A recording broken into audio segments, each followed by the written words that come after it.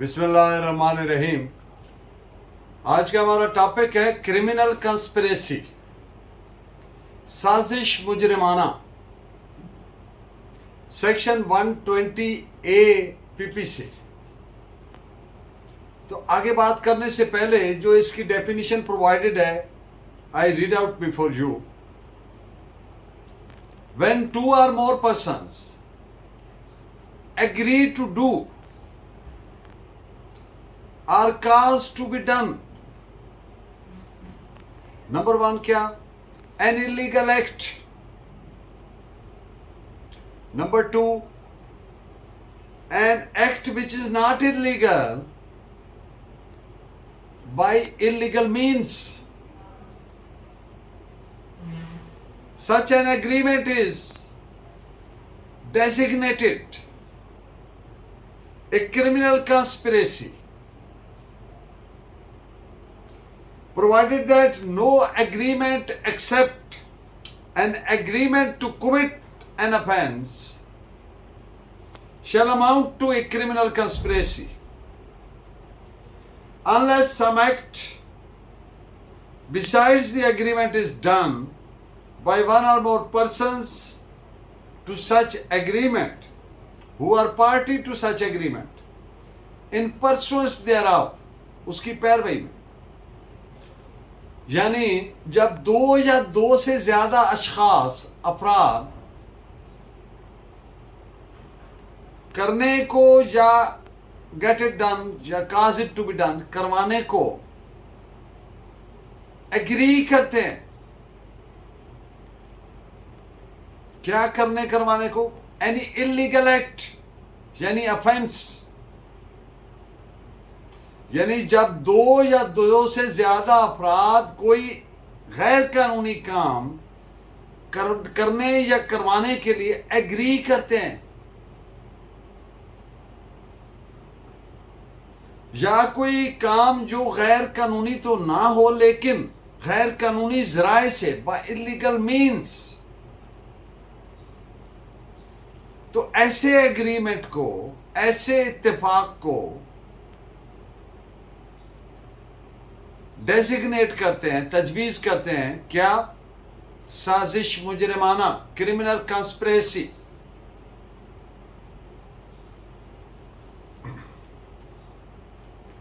साजिश मुजरिमाना कोई मुआहदा साजिश मुजरिमाना नहीं होगा सिवाय ऐसा मुआहदा जो इर्तिकाबे जुर्म के लिए हो, जब तक के कोई एक्ट मुआहदा के अलावा कौन करे? वो जो उस मुआहदा की पार्टीज हैं, any freak, any party to that agreement, या दोनों या ज्यादा, वो इस मुआहदा की परसुएंस में, पैरवी में कोई लीगल एक्ट करे। इस सेक्शन के साथ एक एक्सप्लेनेशन भी दी गई है, which read as it is immaterial. इससे कोई फर्क नहीं पड़ता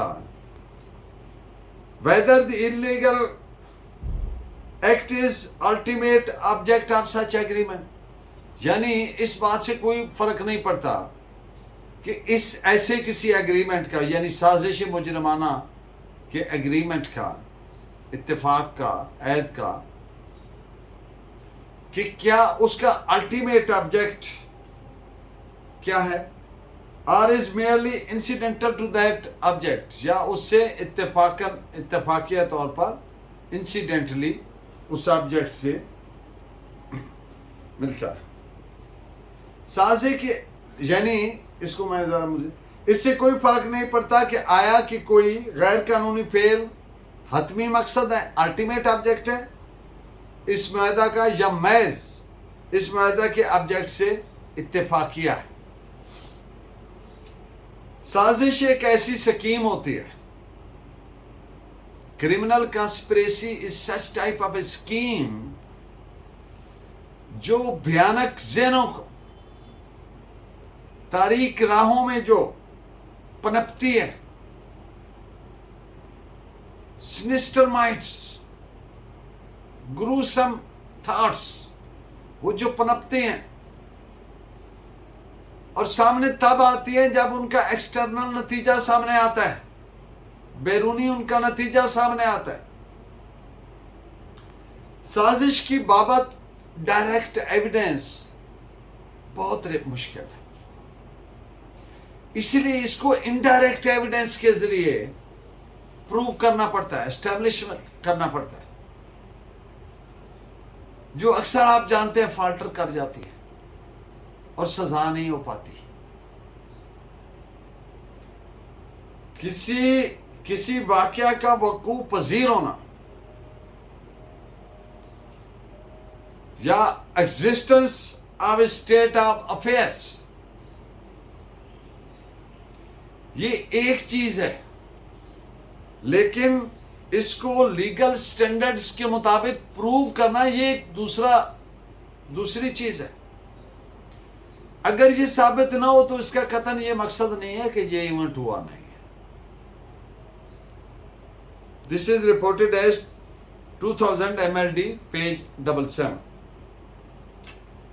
कार्पस जूरिस सेकेंडम वॉल्यूम 15, उसमें जो प्रोवाइडेड है इसकी क्रिमिनल कंस्पिरेसी की डेफिनेशन, वो अल्फाज इस तरह से हैं: a combination of 2 or more persons intentionally participating,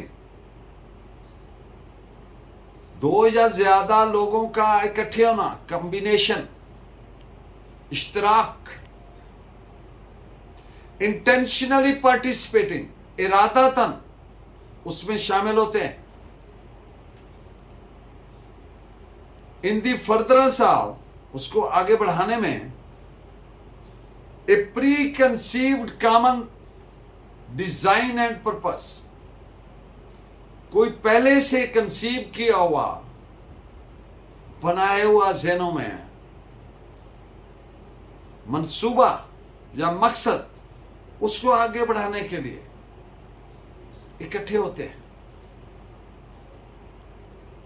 is essential to constitute criminal conspiracy, ये लाजिम है उसको साजिश की कॉन्स्टिट्यूट करने में, बनाने में। साजिश में एक्टस रियस,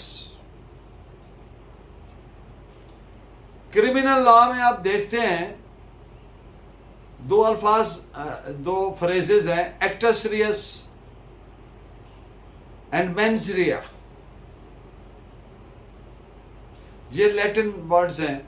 एक्टस रियस का मतलब होता है डूइंग ऑफ ए थिंग, कुछ चीज करना, और मेंस रिया का मकसद होता है गिल्टी इंटेंशन, मुजरिमाना नीयत। तो जब तक गिल्टी इंटेंशन ना हो, यानी मेंस रिया ना हो, तो महज एक्टस रियस से कोई जुर्म नहीं बनता।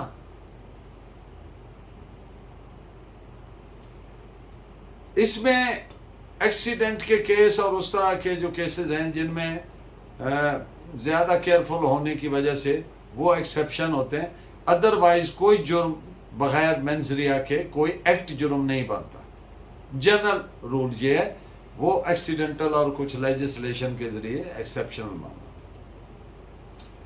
वो मुआहदा जो इलीगल कंडक्ट का एग्जीक्यूट करना, यानी साजिश में एक्टस रियस वो मुआहदा है जो इलीगल कंडक्ट को एग्जीक्यूट करना है, ना कि एग्जीक्यूशन। बात का मकसद यह है कि जब 2 या 2 से ज्यादा अपराध किसी इलीगल एक्ट को करवाने के लिए जब एग्री करते हैं, एग्रीमेंट करते हैं, तो साजिश का जुर्म मुकम्मल हो जाता है। वो भले कामयाब ना भी हो, ऐसा एग्रीमेंट एक्सप्रेस भी हो सकता है, इंप्लाइड भी हो सकता है, या पार्टली जुज़वन एक्सप्रेस हो सकता है, जुज़वन इंप्लाइड हो सकता है। जो ही एग्रीमेंट होता है, साजिश का जुर्म मुकम्मल हो जाता है। साजिश मुजरिमाना का जो जुर्म है, इसकी जो एसेंस है, यानी रूए रवां है, मेन चीज जो है वो क्या है? दो या दो अफराद का एग्रीमेंट करना, जो किस चीज के लिए? जैसा कि सेक्शन 120A में प्रोवाइडेड है, जैसा अभी मैंने डेफिनेशन पढ़ी है। इस पे आप जजमेंट नोट फरमाएं। AIR 1965 Supreme Court 682। साजिश महज दो या दो से ज्यादा अफराद की इंटेंशन, नीयत पर मुश्तमिल नहीं है, बल्कि उनके माबैन मुआहदा किसी गैर कानूनी एक्ट के करने या गैर कानूनी जराए से करवाने का नाम है। इस पे आप दो जजमेंट्स नोट फरमाएं। PLD 1979 Supreme court page 53 and 1989 PSC page 533। साजिश मुजरिमाना का जुर्म मुकम्मल हो गया जब दो या दो से ज्यादा अफराद, साजिशी अफराद, कंस्पिरेटर्स एग्रीड हुए, मुत्तफिक हुए, कोई गैर कानूनी काम करने या करवाने के लिए।